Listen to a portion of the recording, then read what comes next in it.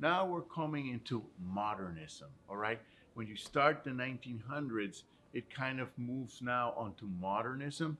And it's important to know that Cézanne died because he inspired so many younger artists, with his intensity, sort of looking at the world around him and dissecting it and this and that.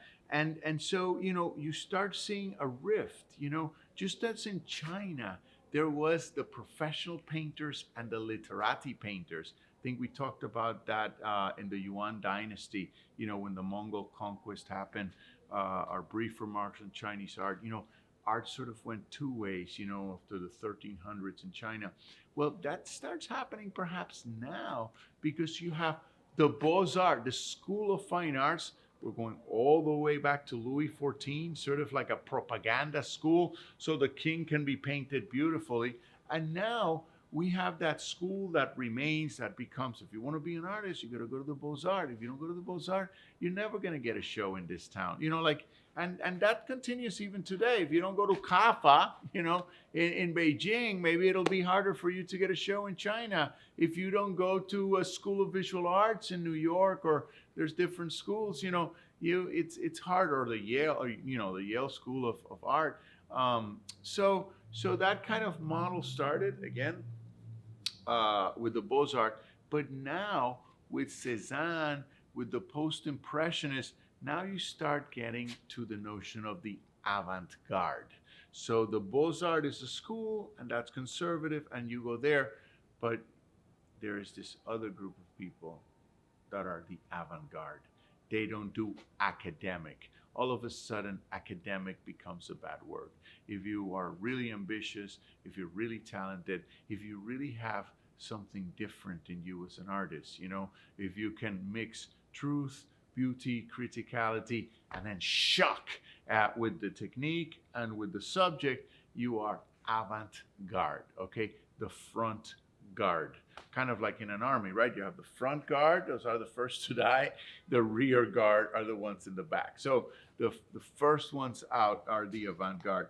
And it's very important now that we talk in this transition, we go to the heavy hitters, the real sort of monsters of the 20th century. It's two men that hung out in Paris. One was French, one was a Spanish immigrant, kind of Latin Americans or Caribbeans today in the United States.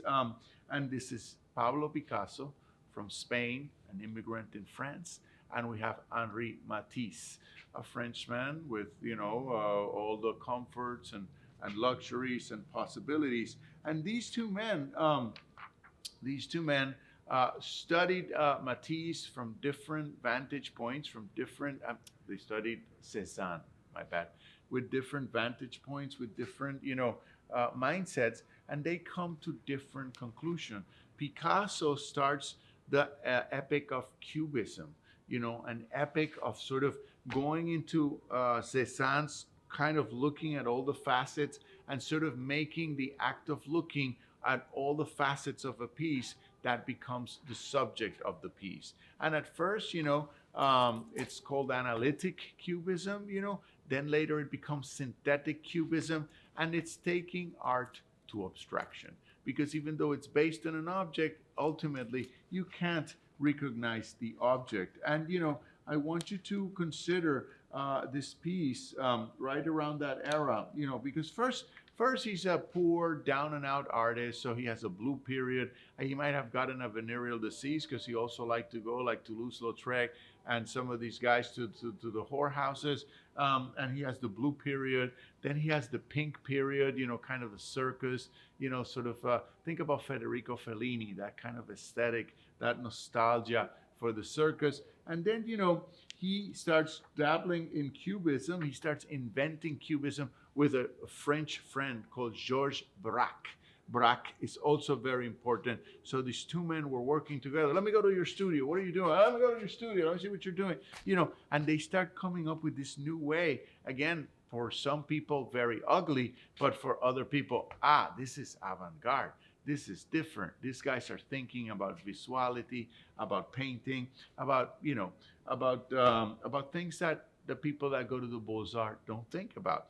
And I want you to look at this painting, the Demoiselles d'Avignon, the young ladies of Avignon. And here you start seeing that faceted, idea. You still can recognize the bodies. It's going towards abstraction, but you can still see it. Of course, we're so many years have passed that that doesn't look like anything to us today, or shocking. But it was shocking because it was again like with Monet and the rising sun, picture, impressions of a rising sun that we talked about earlier. Once again, this piece from 1907, it was shocking. Oh my God, he's painting so ugly. My kid can do this. And then, oh my God, who are these women? Oh my God, prostitutes. Oh my God, like all these things are coming together in the work of Picasso, and Picasso becomes very famous very fast. I mean, we're talking about a powerful artist who this is the beginning of the superstar. I mean, we've had Titian was a superstar. We've had superstars throughout all this career, but all this history. But, Picasso is incredible because he's so close to us. The media loved him. We have photographs of him. He was also an ideal of the powerful man with all the wives, all the kids. He had tons of houses full of paintings. He would make collectors wait and wait and wait, and then he would deal with them. And no, I'm not going to sell it to you. I mean, he really used the psychology to propel himself always. And then look at this Demoiselles d'Avignon. This is the 20th century world. This is a world that's going to see World War I, World War II. This is a world that's starting to grapple with speed, with industrial processes, with people that are burnt out, with so many things that you and I take for granted, that we're still grappling with. So the artist is trying to show this mess, okay, that we call our world. And the Demoiselles d'Avignon was a very, very important piece. It was kind of like a breakthrough, and also shocking. And then, you're going to see some analytic cubism, a lot of violence, a lot of everyday objects again, because we're going back to Courbet, and this is no longer about kings. This is no longer about religion. This is bringing it to the everyday, to telescope it to the avant-garde. Okay, so there's a couple of things going on. A lot of newspaper. This is the guy that invented collage. Okay, these are the guys that invented collage. I mean, there's so much material going on in the world, so why try to copy it and paint it? Just like put some close. Oh, you have the newspapers. You have cardboard. You have this beautiful collage. I mean, we think in collage today. I mean, one of the features of all our computers, cut and paste. So this is this moment in time. Collage is invented by these people. And also assemblages. This is also the beginning of, hey, I found some nice trash there. Hey, I found some piece of wood. Oh, let's put it together. We are moving away from mastery. From Da Vinci and Michelangelo, we produce everything, we carve the sculpture, everything from zero. No, the industrial process has left so much garbage available, so much good materials thrown about, that you just grab them, you put it together, and then you have something new and exciting, but you have all the spirits, all the associations of these materials. So it's very exciting. And what about Matisse? I mean, and there's so many artists, but we are remotely working together. I know it's very hard to watch this, just like it's very hard for me to teach without you.